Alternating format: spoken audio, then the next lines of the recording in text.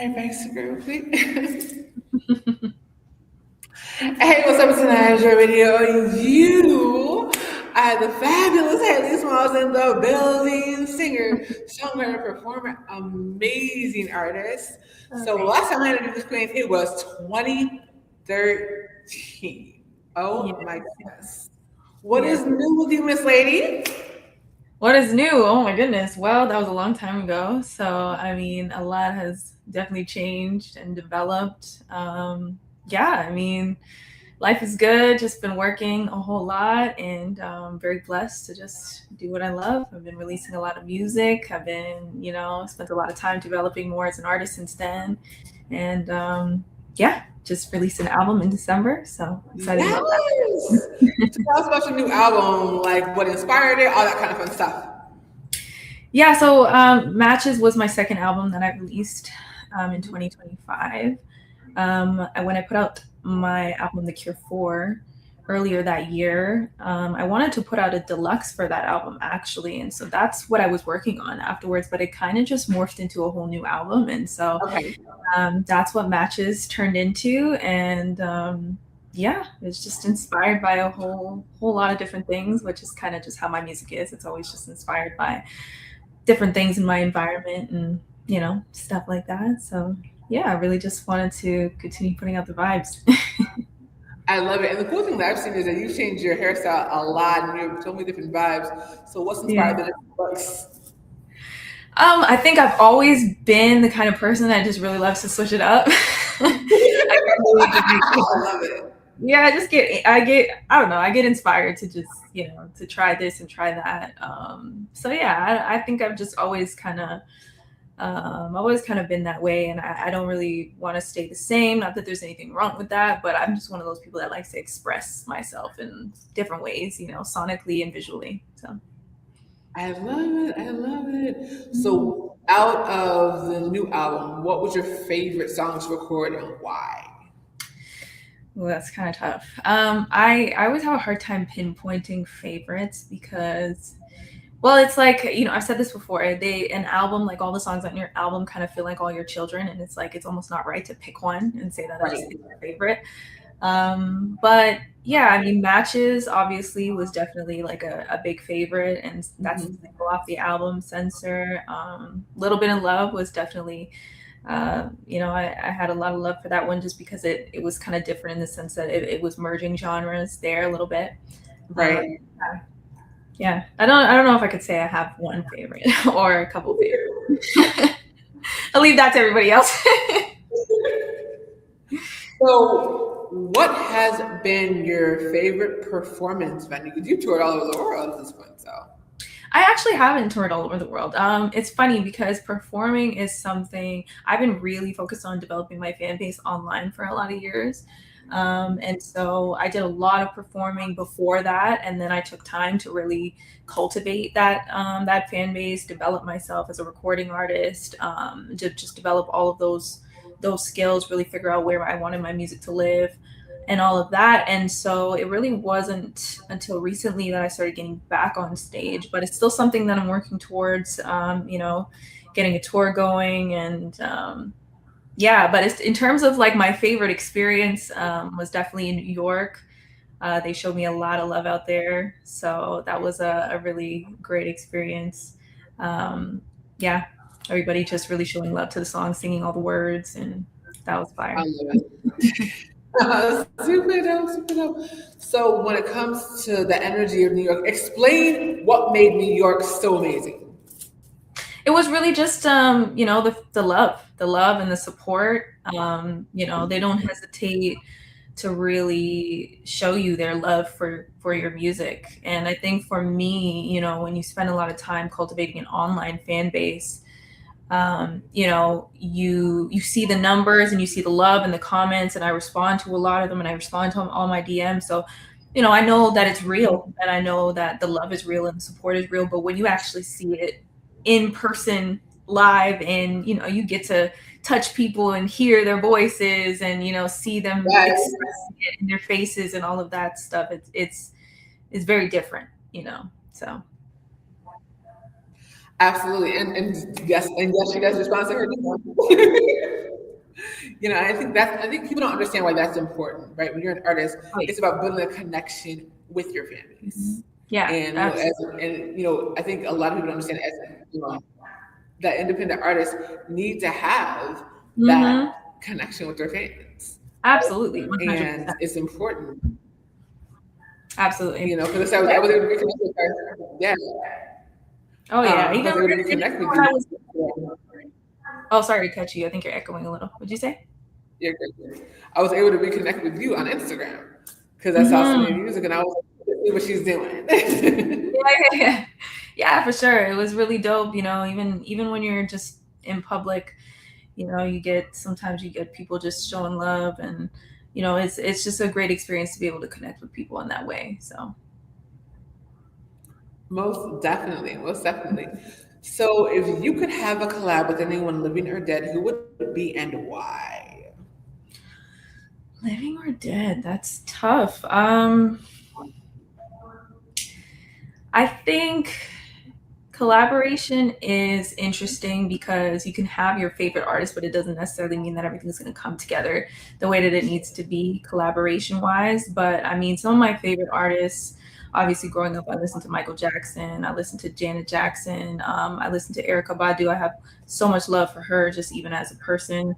I don't know her personally, but just watching her interviews and seeing her journey, I have a lot of love for her.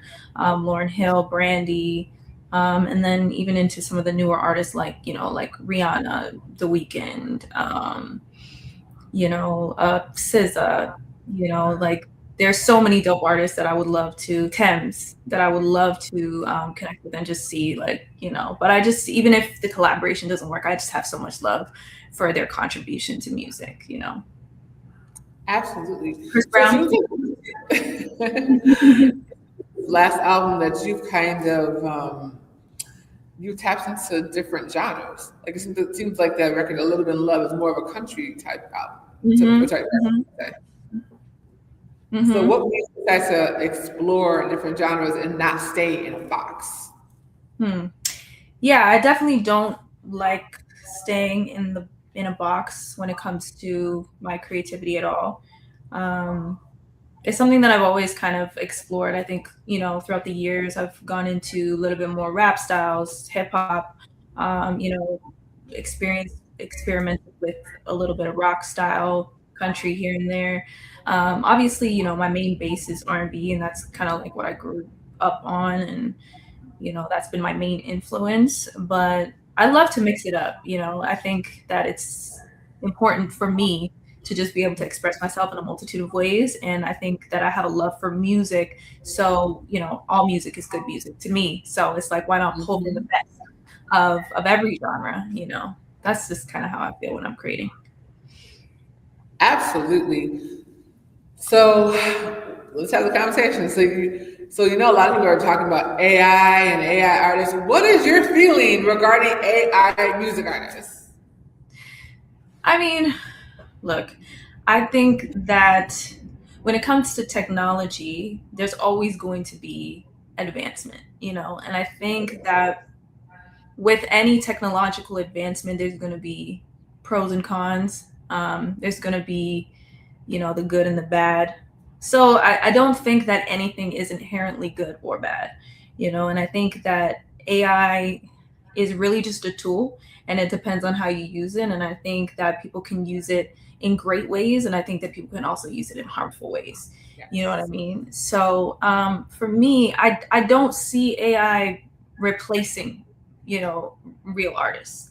I don't think it's even something that people really need to be too concerned about, because I think the essence of the spirit and the soul inside of a human being is always going to shine through. That being said, I'm not against AI. I think that AI can, like I said, I think AI can help us. I think AI can help us in the medical field. I think it can help us in science. I think it can help us in art. You know what I mean? So, um, yeah, I'm not against it. I think it's an important conversation to have, and I think that everybody has a right to express how they feel about it, and I think it's just going to develop over time, and people are going to figure out where it fits. So. I think the issue that I have with AI music artists is that they're not, well, some of them are artists, but a lot of them aren't. And so, Hmm. like, if I hear a record and it's AI, I'm like, I'm like, oh, I want to book that artist, and I'm like, what do you mean that's AI? Are you kidding Right. me? Well, you can't. AI can't do a concert. You know what I'm saying? Yeah. Yeah, you can't reach out and touch and hear about its personal experiences Right. and all of that. And that's why it can't replace a human, Yeah, because the human to human connection is real, and that's what drives the connection in music. People feel heard and they feel seen when they can relate to another person's experience through music, right? So exactly. And that's what I think a lot of people forget when it mhm. comes to music. Is that Yeah, it's about energy. It's about a vibe. absolutely. Yeah, and it lacks feel. When there's no soul in it, it lacks feel. We feel that. You know what I mean? We feel Yeah, so. Yeah. absolutely. Mhm. That's the problem that we have with music nowadays is that people don't even understand the power of music Mhm. and how music can truly heal if Absolutely. it's put into the right hands for sure. And like you said, I use AI for some stuff, but when it comes to music artists, there's no comparison. Mm-mm. It's you can usually tell because it sounds mechanical. Yeah. There's a soul, there's an energy, there is a vibe that only a person can do. Agreed. And and that's why I said it's cool for now, but people are gonna find out. But what's gonna happen is that I think that's gonna put a lot of artists like you in a better Mhm. light because are not AI. You know what I'm saying? Like No, you are I get a lot of comments here and there sometimes saying, "Is she AI? Are you AI?" And I'm like, "I'm a real person. I no. promise you, I'm real." You know, and you know what? You're like, no, absolutely. Yeah, and you know what? Feel is the number one thing for me. In music when I'm creating, I feel like that's what I'm always striving for is feel is Yes. making sure that when you listen to the music you can feel something. And me growing up off of the music that I grew up off of, that's really what made me love music, was the feeling that I got. And I think that, like, even humans, like, we can also make empty music if we're not putting the heart and soul into it. We can Yeah. also make just empty, like it's almost like a shell of music if you're not really infusing that feeling into it, that spirit, that experience. And so that's something that I'm really that's really important to me in music. What are some of the obstacles that you've had to overcome when it comes to being an artist? um I talk about this I've talked about this in a couple interviews, but I think one of the main hurdles that I've had to overcome as a female being in the music industry, especially I've been in the music industry for a long time, since I was quite young, is, just figuring out how to pave your way through the music industry as a female artist amongst a male dominated industry. It's not to say that there's anything wrong with, the men that I've worked with. I've worked with some great, male individuals, and I've also worked with some not so great male individuals. But I just think that for me, I had to really figure out who I was and figure out what my non negotiables are and figure out where I will compromise and where I won't compromise. Because if you don't know that, Right. um, then you're susceptible to a lot of pushing and manipulation and things of that nature. And you can't. I mean, you can, but for me, this is just my perspective. There's only so much blame that you can pass on another person if you don't know yourself. Because in this industry, if you Yes. know who you are, they're going to try to tell you who you are, right? And that's why I always say that it's really Yep. important for artists to figure that out, because it's their job to brand you, right? But if you know who you are, then you could say, okay, this is what I'm down for, and this is what I'm not down for. This is who I am, and this is who I'm not. And so those are the things that I really had to go through um, growing up in this industry, because I really started getting into working with producers and managers and all of that when I was 12 years old. So obviously I didn't know any of this. I was just going off of the love and passion of music and thinking everything was just going to be sweet, right? And so I kind of had to learn the hard way in some instances and really figure out, who it is and what it is that I want. and what I'm not going to, as they say, sell my soul for. So Look, and I'm glad you said it because especially when it comes to the branding, if y'all missed it, she said, if you don't know who you are, they will tell you yeah, who you are. they This is will. why branding is so important, especially when it comes to new artists, Hmm. because they are quick to try to figure out what they want you to be. Yeah, And you can very quickly lose yourself if you yeah, don't know who you are, for yeah. sure.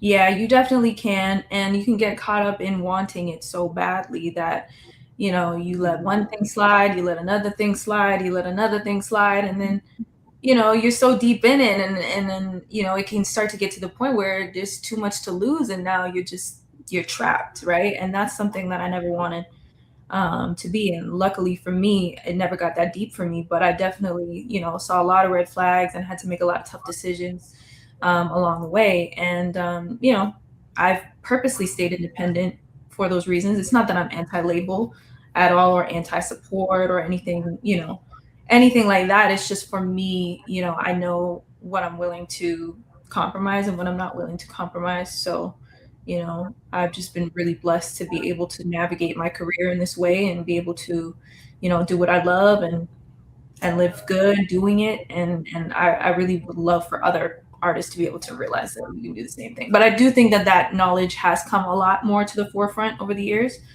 which I'm happy about. Also, I guess you're on Danaya Azure Radio. So, what's next for you, Miss Lady? For me, I really just want to keep pushing my music. I definitely want to tour. I definitely want to do more and more shows, and just keep expanding. That's really what I'm working on. Just keep putting out music, keep expanding, keep pushing the needle forward, getting out across the globe, across North America into the other countries and stuff, and just really connect more and more. Absolutely. So, are you planning to come to Chicago anytime soon? Is it on the tour list? What's going on? I would love to. I would love to. It's not on the calendar as of yet, but I mean, definitely Chicago has shown me a lot of love online as well too. So I would definitely love to come out to Chicago for sure. Yes, I love it. I love it. So, what is in your playlist right now? Like my personal playlist. Yeah. I've got a little bit of a lot of Thames. I really, really love Thames. I think she's super fire. I've got some Chris Brown. I've got some SZA. I've got The Weeknd. Who else? Who else? Who else? I've got her. Mm, I know I have a couple more, but those are the ones I can think of right at the top of my head. Yeah. So, what do you do to relax? Because we are in a very interesting time, I want to Mhm. say. So, what do you do to relax, kind of get away from everything? Music. I know that's like super cliche to hear from an artist, but I mean, it's always been my outlet, so music, that's why I say I'm blessed to be able to do what I love. It doesn't feel like work, it's not work, you know what I mean? So Exactly. music. Other than that, I love to read. I love to read. um yeah, just like everybody else, watch some shows on Netflix. you know Eat good food, good company. So, you've been in the industry since you were 12. Yeah. Mhm. What is your advice for young girls going into the industry right now? Yeah, I would say definitely know yourself. It takes time though. It's not a button you can press, but I think that, you know, just make that your priority, over the goal. You know what I mean? It's like you have a talent that's there. That's a blessing in itself.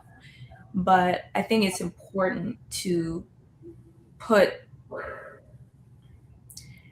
put the emphasis on who you are, and not let other people tell you who you are. And if you don't know who you are, then try to really feel what feels right and what doesn't feel right, and don't compromise. So if something feels good, then go with it. But if something doesn't feel good and everything inside of you is saying this doesn't feel right, this isn't who I am, this is I'm only doing this because I want to get my foot in the door, think about it.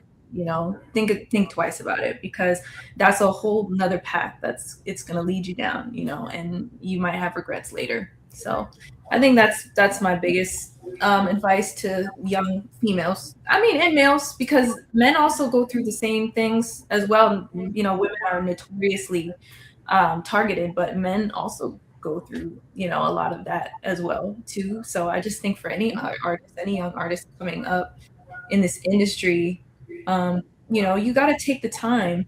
I think there was a time before where they used to spend a lot more time on artists, develop, Development. yeah, developing them musically, but also as a person. Yes. And I think that that's really important. I spent a lot of time cultivating myself, uh, first and foremost, and my music and my skills. But you know, but I place priority on developing myself as a person, and I think that that's really what's helped me navigate this industry more than anything. So I think that's really important. You talked about developing yourself, mhm. especially because the biggest thing that the industry will do is try to put you in a box. And and if you don't want to be in a box, then you have to know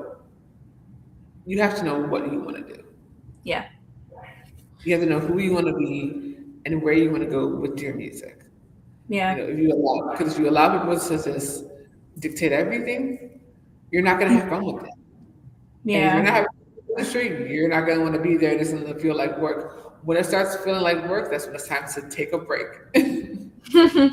Yeah, if it starts feeling like work, then it's probably because something is not, aligned with who you are, right? So it's like, if this is your love and this is your passion, then, first, it's not to say that it's not going to require hard work. It will require hard work, but, it's ultimately enjoyable. This is, when I remember when I was, going through that as like a teenager in the music industry, I got to a point where I was like, Lauren Hill said it, and I related to her. She said, "How did the one thing that I love so much become something that I hate?" Ooh, And goodness. yeah, and when I heard her say that at that time, I was relating to it, and it wasn't because I hated it, but it was the environment and the industry aspect of it that was making me, it was draining me. Mhm. So then it's like you take yourself back to when you're a child, and you're so innocently in love with this thing, and you have all these big dreams, and that is such a pure state of just love and passion for what you do, and then it's almost like you can get to this point where it's like it's just completely draining that out of you. And so I think that's when, like, the alarm bells have to go off of, like, okay, what is it that's taking me off of that path that I was on, that I understood so well, that was just in me. Right. So yeah, I think that a lot of people go through that in the music industry. um, and it's just something that I think people just need to keep talking about. But they have been talking about it more and more, over time, which is good. Most definitely. So when everything is said and done, what do you want your legacy to be? I want to be remembered to have music that made people feel and help people heal. I definitely would love to, just feel like the people who listen to my music, I want them to feel seen by it. And yeah, I think it's important to be relatable to people as a human as well. If you have a platform, um, you know, I think that a lot of the things that I've gone through, I can use to help people feel seen, because that helped me. That's why when I mentioned Lauren Hill and what she said, It was her as a person and her experience that I was connecting to. Also her music because she's great. But when I was hearing her speak, I'm hearing her experience and relating to it. And that was healing for me because I could look at her and I could say, wow, she went through this too. Okay, so that it's almost like it legitimizes the feeling that you're feeling because you don't feel alone. So that's something that I would love to be able to give to people. You know, not everybody's going to relate to me, and I don't expect everybody to relate to me. It's not for that, but it is, I think, important for people to have people, especially people who are blessed to have a platform that they can relate to, and that can be an anchor for what they want to do. So they want to, live their life a certain way, and they don't need to feel scared because they can look at that person and say, "Well, they're doing it, so that means I can do it." So mhm, Absolutely. I agree 10,000%. You know, I love the idea of making people feel seen. mhm, I yeah, think that's what a lot of people are having issues with right now. mhm, yeah, it's true. I would say speak life into people. Your voice matters. A lot of people don't feel that way right now. So making you feel seen is so important.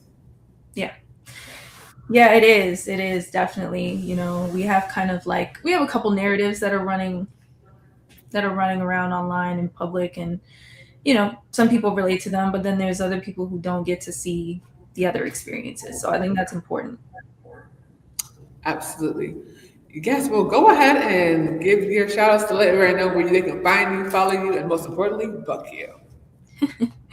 Yeah, you could just find me on Instagram, YouTube, TikTok, Haley Smalls, official Haley Smalls. You can contact me through the emails that you see on my Instagram, HaleySmallsManagement@gmail.com. And yeah, I'm here. Awesome sauce. Thank you so much for coming on. You are amazing. It is always a pleasure to be able It's my to pleasure. connect with you. Great to connect Yes. after all these years. Together. Mhm. Hi, Rose. Thank you. Awesome.